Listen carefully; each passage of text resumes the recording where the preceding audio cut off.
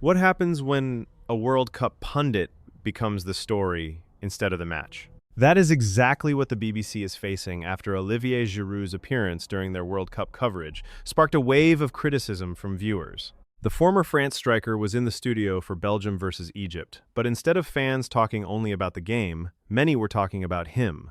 Some viewers called his punditry difficult to watch. Others went even further, demanding the BBC remove him from future broadcasts.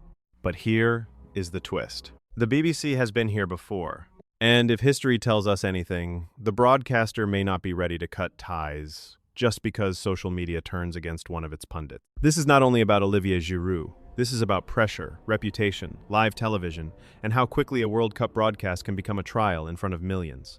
Olivier Giroud arrived at the World Cup as a high-profile name. He is not just a former France international. He is one of the most recognizable strikers of his generation, a player with a long career at the top level, and someone fans expected to bring insight, experience, and authority to the BBC studio. But during the coverage of Belgium versus Egypt, the reaction online was brutal. Some fans were far from impressed. One viewer described the decision to use Giroud as a pundit as disastrous, while others suggested the BBC should look elsewhere for future matches.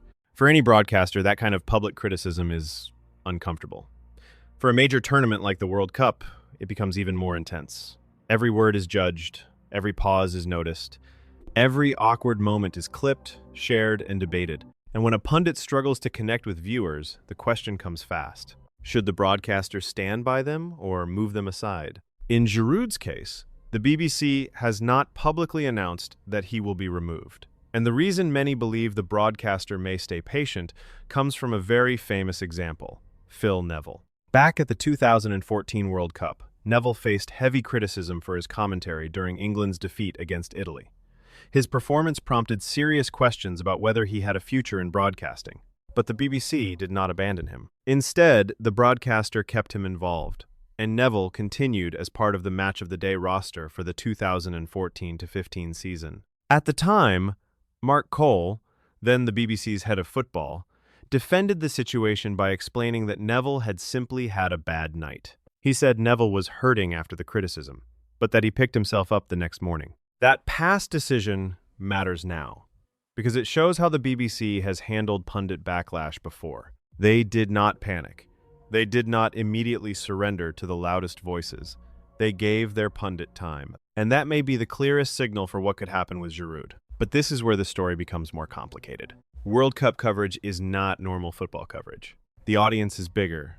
The spotlight is harsher. The pressure is relentless. Giroud is not being judged like a player coming off the bench. He is being judged as a broadcaster, someone expected to explain the game clearly, react quickly, and add value in real time. That is a very different skill. A great football career does not automatically guarantee great punditry. Some former players become natural analysts, others need time to adjust, and some never truly find the rhythm of live television.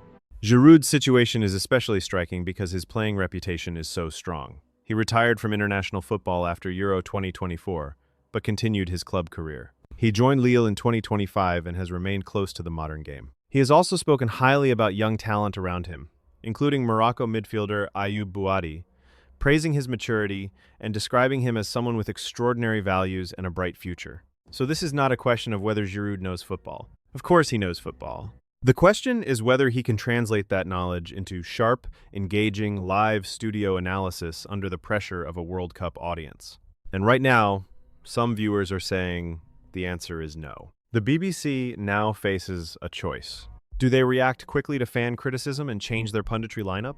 Or do they follow the Phil Neville precedent and give Giroud space to improve?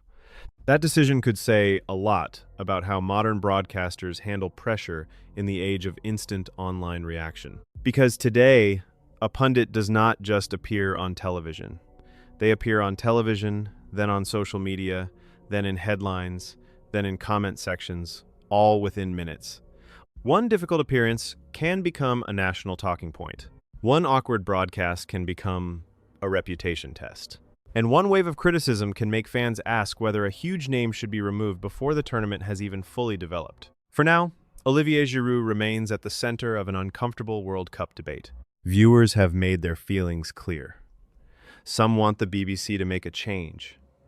Others may believe a former player of Giroud's status deserves more time to settle into the role. But the key point is this. The BBC has stood by under-fire pundits before. Phil Neville's 2014 experience showed that one difficult night does not always end a broadcasting career.